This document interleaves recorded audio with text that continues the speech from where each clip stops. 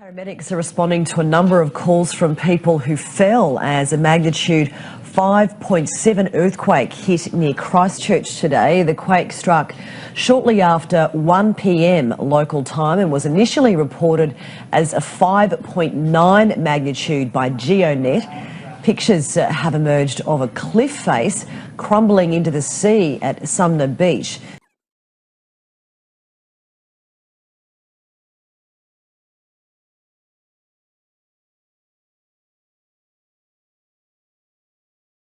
An earthquake hit near Christchurch today. The quake struck shortly after 1 p.m. local time and was of a cliff face crumbling into the sea at Sumner beach.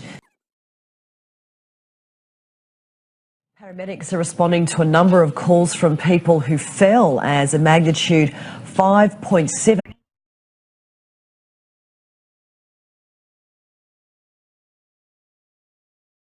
was initially reported as a 5.9 magnitude by GeoNet. Pictures have emerged